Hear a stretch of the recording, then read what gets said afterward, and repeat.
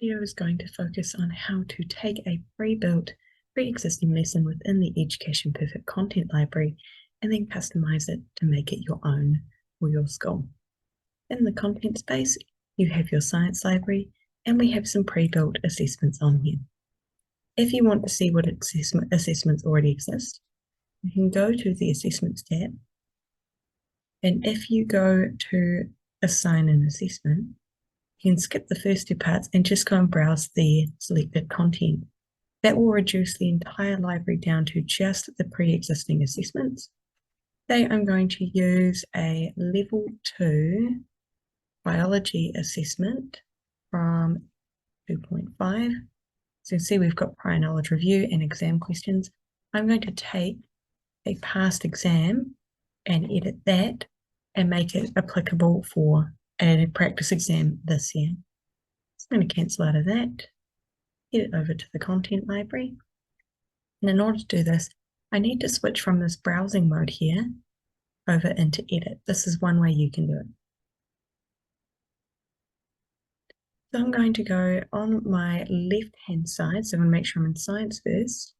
This is my content space, and I'm going to go down to NCA level 2, biology, and I'm going to find that 2.5 exam that I wanted to adjust. It's under exam questions, and the full ready to go exams are under exam mode. So there's two ways I can go about making this edited custom assessment. I can just take one of the past ones and just edit each question, or I can go from scratch and compile from past exams. Today, I'm just going to take the one exam and edit it, and then in a different video on creating an exam from scratch, I'm going to show the compiling part. So in here, if I want to take this, I can right-click and use Customize, or I can drag and drop to where I want it. If you drag and drop to my content, it'll be personal to you. If you drag and drop into my school's content in the middle, it will be viewable to you and for other teachers as well. I'm going to go to my content and customize, because this is where I want to have no one else to work on my edits or use it until I'm ready to then share it afterwards. So in here now I've dragged and dropped my exam. If I want to edit it, on the top right hand corner I have a 3-button menu with the edit button. If you're not seeing the edit button, that means you have not dragged and dropped or made a copy or customized it into your personal space. So it's the master copy, and you need to add to your content first. So check subject, make sure it is in science, and that's where you started, because once you have made this, it's really hard for us to move it. So it's good to check that it's in the right place first. So with my past exam today, things I'm going to adjust. I'm going to adjust the dates and everything, and the titles.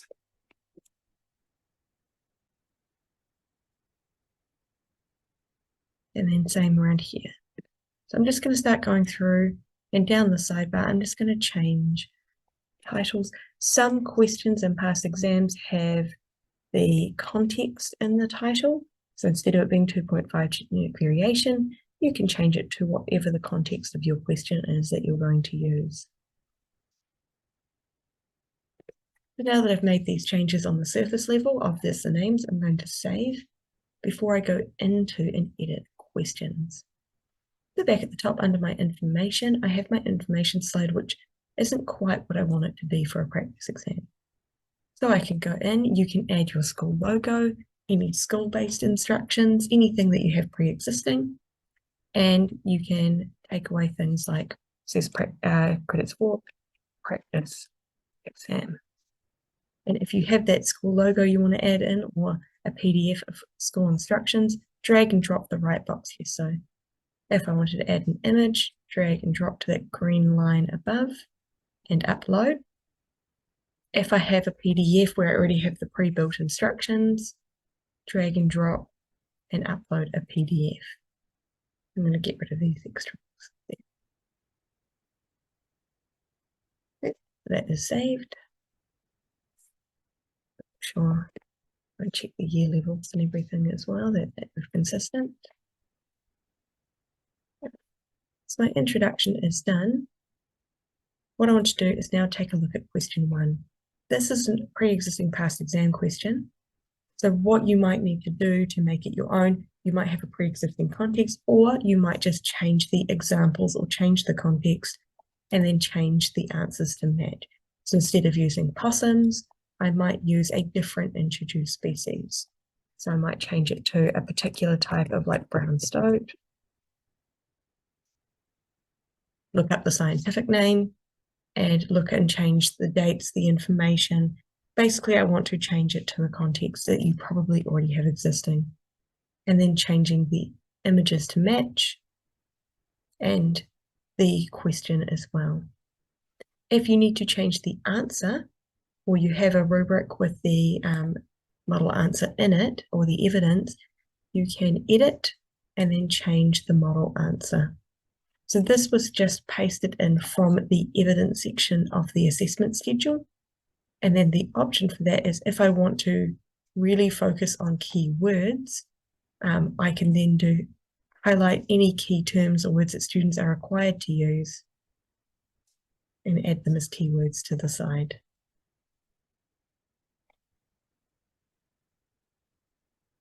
And you can do as many or as few as you want. And if students might use similar words and you want those picked up, then you can add synonyms. So if they weren't going to use reproductively isolated exactly, but you know of a similar phrase they might use, you can add that in. So once the question is ready, you've made some tweaks and changes. To change the marking schedule, at the very top, you move from question to explanation. There you'll find the past exam achieved merit and excellence bullet points. And if it's the end of the question, you will find the grade school marking criteria. So once again, you can just take these from your own rubric, copy and paste them in and tidy them up, or you can adjust these here.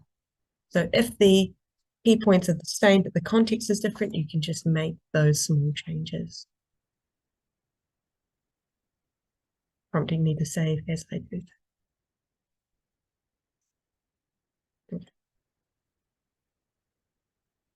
Right, so once I have my questions built up, questions 1, 2, and 3, I've made adjustments to each question. I've pulled in pictures. I've taken all the bits and pieces from my paper exam or changed the context in the past exam, or even maybe I want to keep some of the past exam questions if I feel they are appropriate to use. Basically, once it is finished, the last section is to check the analysis tags. So at the top, I will start usually with the information and take a look down the bottom. Next to the marking and grading rule, there are analysis tags. If you've copied a past exam, you'll have some pre-existing tags that will link to a practice mode of that past exam and some key topics that link to Education Perfect lesson. If there are any that are different or missing, you can add your own tag. So all you need to do to make a tag is you add in a name. So it might be, just going to use vocabulary because I know I have some vocabulary lists sitting in my library. And then the recommendations are what lessons based on the vocabulary that you want them to use. So I'm just going to choose spelling of my spelling list there. And they can be full lessons or lists. You can choose one lesson or more. And then I'm going to save my tag. So it's really nice for the top folder just to add the tag for the past exam in the practice mode. For a previous year's exams, I might tag the 2022 or the 2021 or a couple of exams there. And then for question 1, what was covered? So you'll see some tags already here for this topic. If you didn't dramatically change it, you might find the topics the same. So if I just changed the species, but I didn't change the content or what the key ideas assessed, I could leave these. I can add my own. Maybe I want to add the vocabulary. And then similarly for question 2 and 3, did I change the topics or the focus. Do these tags still apply? Do I need to add my own or create my own? Do I need to adjust them? So maybe in this one, I didn't do linked genes, so I can remove it. Maybe I did something else instead. So maybe there was more of a focus on biodiversity. And then checking that third one as well. Did it indeed do gene flow, or was there a different mechanism of evolution? If it was different, you can manage the tags by changing it or adding a new one. So you might go mechanisms of evolution, add it as a new tag, and find a new mechanism that you wanted to do. Biology, evolution. So maybe it was mutation instead. So I can select the mutation lesson.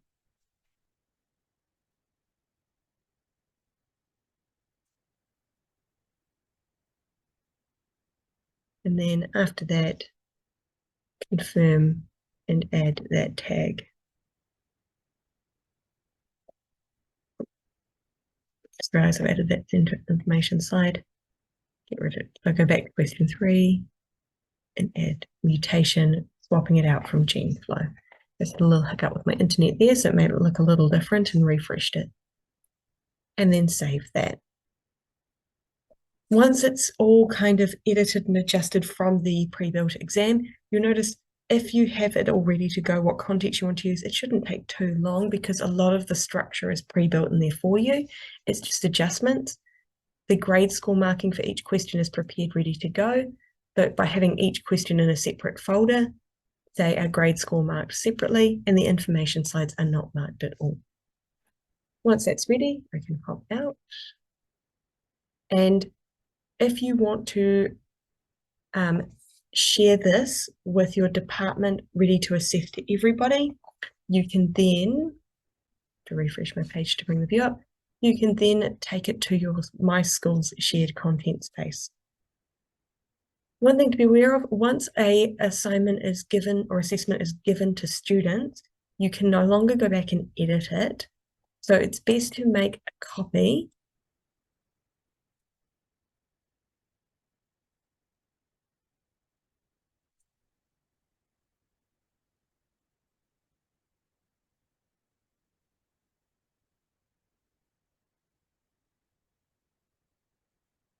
tidy it up, make it look good for students, and then I can put it into my schools content.